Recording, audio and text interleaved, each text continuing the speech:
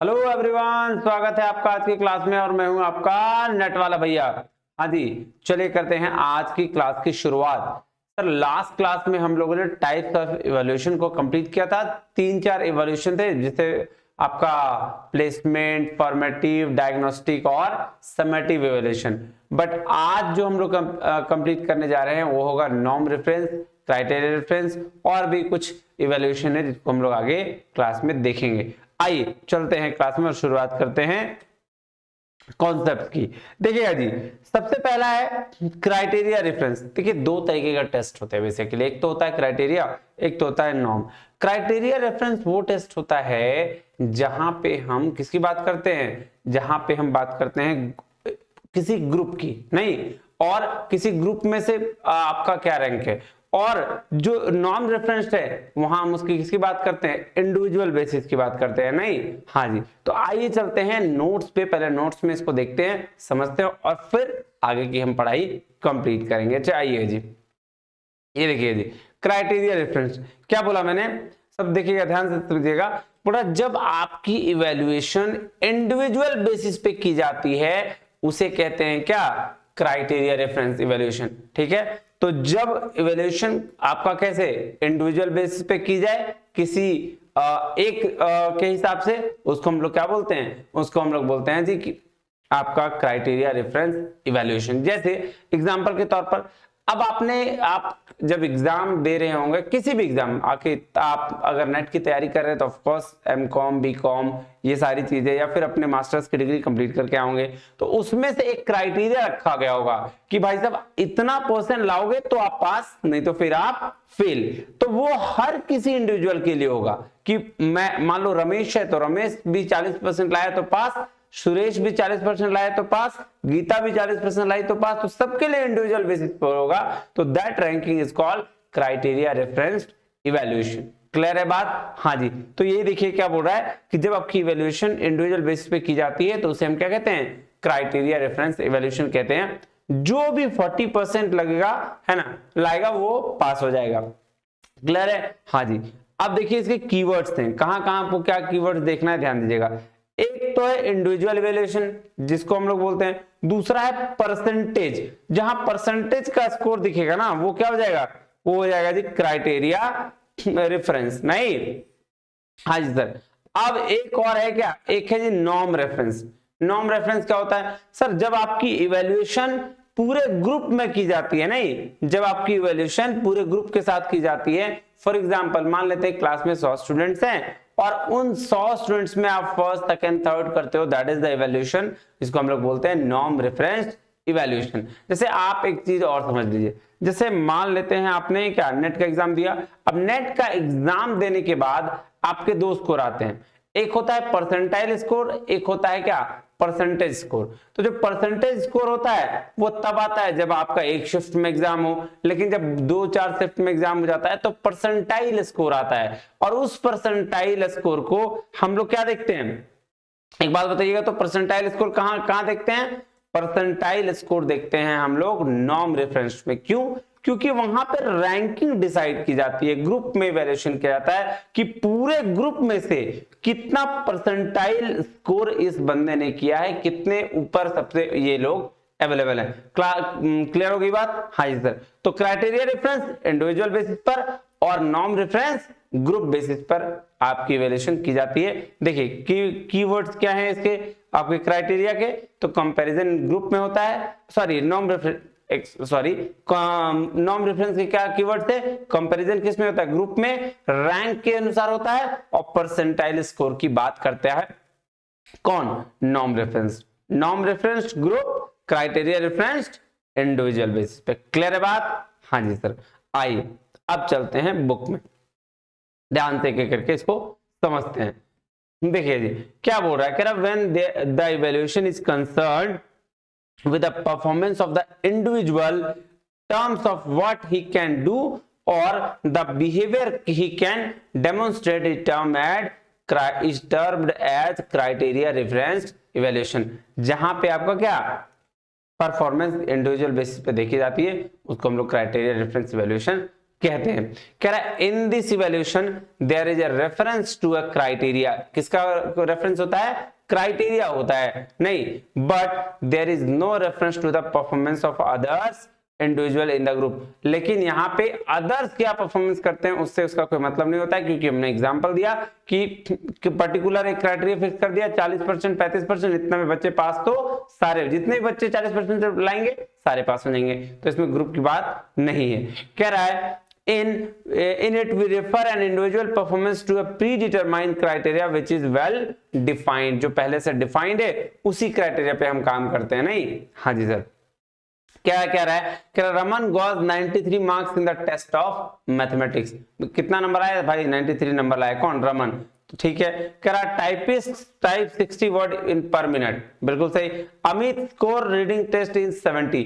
तो क्या आपको एक स्कोर बता रहा है इंडिविजुअल बेसिस पर कि एक इंडिविजुअल ने क्या परफॉर्मेंस दिया है। कह रहा है in simple working definition a criteria reference test is used to ascertain an individual status. ध्यान देखिएगा, individual status with respect to a defined achievement domain. In the above examples, there is no reference to the performance of other members of the group. Thus, criteria reference evaluation determines an individual status with a reference to well-defined criteria behavior. तो criteria reference evaluation सिर्फ criteria देखता है individual का, किसी एक particular इंसान का नहीं। हाँ जी सर। और आइए अब चलते हैं नेक्स्ट। क्या कह रहा है? देखिए कह रहा था purpose of criteria reference evaluation test is to assess the objectives. It is the objective based test. किस तरह का है जी? ऑब्जेक्टिव बेस्ड टेस्ट है। The objectives are assessed in the terms of behavioural changes among the students. Such type of test assesses the ability of the learner in relation to the criteria behavior. क्लासर ने क्या बोला? The first used term criteria reference test to describe the learner's achievement on the performance continuum. तो Glaser जो थे वो पहला word इन्होंने ही बोला था, क्या? क्राइटेरिया रेफरेंस टेस्ट को। क्लियर है बात? जी सर। अब चलिए नॉर्म रेफरेंस टेस्ट में चलते हैं। सर नॉर्म रेफरेंस टेस्ट क्या कह रहा है? Norm reference evaluation is a traditional class based assignment of numerals to the attribute being measured. Ranking की बात कर दी भाई साहब, ग्रुप की नहीं। कह रहा है it means that the measurement act relate to some norm group और टिपिकल परफॉर्मेंस। किसकी बात? सम नॉर्म ग्रुप और टिपिकल परफॉर्मेंस की बात की गई है। कह रहा है it is an attempt to interpret the test result in terms of the performance of a certain group. This group is norm group because it serves as a reference norm of making judgments. कह रहा almost all our classroom tests, public examinations, standardized tests are norm referenced as they are interpreted in terms of particular class and judgment are formed with the reference of the class. तो basically जो बोल रहा है classroom में test होते हैं, public examinations होती हैं, स्टैंडर्डाइज्ड टेस्ट होते हैं, ये सब के सब क्या? नॉर्म रेफरेंस होते हैं, क्योंकि ये सारे ग्रुप में इवैल्यूएशन इसकी की जाती है। एग्जांपल देखिए, बोल रहा Raman stood first in the mathematics in his class. Raman पहला क्लास रहा, तो रैंकिंग की बात हो गई पूरे ग्रुप में। कह रहा था टाइपिस्ट हु टाइप 60 वर्ड पर minute above the 90% of the typist who appear in the interview. देख लीजिए, जो 60 वर्ड्स पर मिनट टाइप करता है वो क्या है? उस 90% इंसान से ज्यादा टाइप कर लेता है जो सभी लोग टाइपिंग करते हैं। कह रहा Amit surpasses 65% of student in his class of reading test. देखिए रीडिंग टेस्ट में 65% अमित, 65% बच्चों से ज्यादा अमित वैल्यूएबल है या उसका मार्क्स आया है। क्लियर बात? नॉर्म रेफरेंस्ड सर ग्रुप के बेसिस पर, क्राइटेरिया रेफरेंस इंडिविजुअल बेसिस पर। That's it. आइए अब चार्ट के थ्रू थोड़े समझने की कोशिश करते हैं। देखिएगा क्या दिया हुआ एग्जांपल, एनआरटी नॉर्म रेफरेंस और क्राइटेरिया रेफरेंस। थोड़ा चेंज कर लो इसको। हाँ जी, कह रहा है standardised test, aptitude test, teacher made survey test, interest inventories. Examples क्या है? A learner ranks 5th in a classroom group of 40। देखिए नॉर्म रेफरेंस ग्रुप में बोल दिया ना, 40 के ग्रुप में 5वां रैंक लाया, तो क्या? Norm reference. और क्राइटेरिया में बोल रहा है एंड ऑफ यूनिट टेस्ट, पास या फेल ऑफ द एग्जाम। और ये बोल रहा है a learner multiply 3 digit whole number correctly and accurately. Clear बात? ये सर इंडिविजुअल बेसिस की बात कर रहा है। NRT compare individual results to the results to the other children, मतलब यानी कि ग्रुप की बात। और CRT compare result to the predetermined criteria not compare to other children.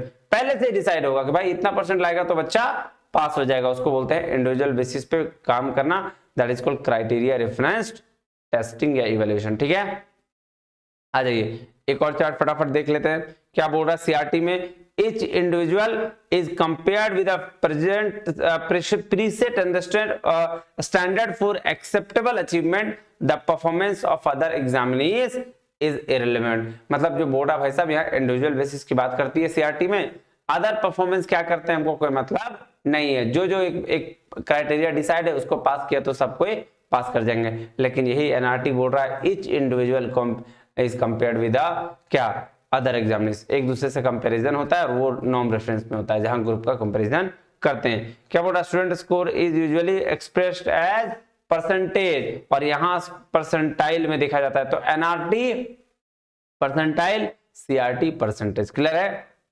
आइए इसका student achievement is reported for individual skills. Individual skills के लिए student achievement is reported for broad skill areas, although some norm reference test do support student achievement for the individual skills. Clear है बात? हाँ जी sir. तो किसके लिए NRT क्या था? सब ग्रुप के लिए, क्राइटेरिया इंडिविजुअल बेसिस पर। क्लियर बात? जी सर। एग्जांपल देखिए, driving test, LET, citizen test, classroom assessment, competency based assessment, ये सारा चीजें। और competitive compare individual with each other. Olympics, Olympics क्या है? ग्रुप की बात कर रहा है नहीं? हाँ जी सर। उसी तरीके से ये भी है, इसको भी आप देख लीजिएगा एक बारी, सेम चीज है, कुछ अलग बात नहीं है। हाँ, एनआरटी देखिए बोल रहा है रिलेटिव मेजर है और सीआरटी एब्सोल्यूट मेजर है। फिर बोल रहा है measurement relative to major general language abilities, जो आपका एनआरटी है लैंग्वेज एबिलिटीज को मेजर करने के लिए है, और ऑब्जेक्टिव को बेस्ट लैंग्वेज पॉइंट्स को मेजर करने के लिए क्या? सीआरटी है। पर्पस ऑफ टेस्टिंग क्या है? Spread students out long continuum general abilities of proficiencies. ठीक है, और ये है assess amount of material loan. ठीक है, डिस्ट्रीब्यूशन स्कोर क्या होगा? ये नॉर्मल डिस्ट्रीब्यूशन होगा और ये ऑफन नॉन नॉर्मल डिस्ट्रीब्यूशन होगा, ध्यान दे रखिएगा। ठीक है, हाँ जी सर। चलिए नेक्स्ट चलें। हाँ जी, अब देखिएगा on the basis of purpose, purpose के बेसिस पर भी 3-4 टेस्ट है, उसकी भी चर्चा अपन कर लेते हैं। आइएगा क्या कह रहा है? कह रहा though there is some overlapping with the evaluation techniques as discussed earlier, the purpose specific category include test design to achieve a specific purpose of evaluation. मोटा भाई साहब जैसे और सारे इवैल्यूएशन का टेक्निक हमने देखा, तो अभी पर्पस स्पेसिफिक जो हम देख रहे हैं वो किसके लिए है? वो टेस्ट डिजाइन किया गया है किसी स्पेसिफिक पर्पस के लिए इवैल्यूएशन का।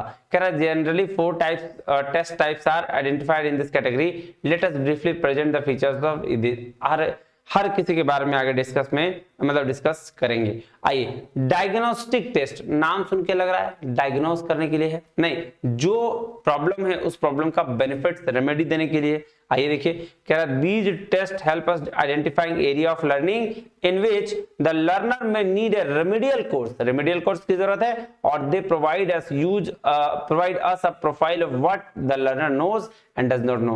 A diagnostic test may consist of a battery of a number of sub tests to cover sub area. तो diagnostic test बेसिकली प्रॉब्लम को देखना और उस बेसिस पर रेमेडियल कोर्स देने की जरूरत है। ठीक है, हाँ जी सर। एप्टीट्यूड टेस्ट होता है किसके लिए? प्रेडिक्शन फंक्शन के लिए। क्या बोला? Aptitude test basically serve a predictive function, they help us identify potential talent and desirable characteristics which are essential for one to be competent to perform a specific task. These tests are generally used while selecting people for a special courses. जब किसी special courses की बात होती है तो यहाँ पे aptitude test का यूज किया जाता है। अचीवमेंट टेस्ट, जैसे नाम है अचीवमेंट के लिए नहीं, as the name indicate the such test aim to measure the extent to which objectives of a course have been achieved, जिसकी वजह से जो आपने अचीव किया उस बेस उसका जो टेस्ट देता है। जैसे एग्जाम आपको मान लीजिए आपने कोई कोर्स लिया, अब उसका एग्जाम को फाइनल देना है, तो अब आप जो एग्जाम दोगे that is called achievement test, नहीं, और फाइनली जब अचीव कर लेते हो तो अचीवमेंट हो जाता है। टेस्ट अभी उससे पहले आपने जो दिया वो अचीवमेंट टेस्ट हो गया। क्लियर? जो फाइनल एग्जाम देते हैं एक्चुअली में, नहीं, हाँ जी। कह रहा the usual end of the course exam में भी taken as a typical example of achievement. देख लो, एंड ऑफ कोर्स एग्जाम मतलब फाइनल एग्जाम की बात कर रहा था मैं, हाँ जी वही है। अब है प्रोफिशिएंसी टेस्ट।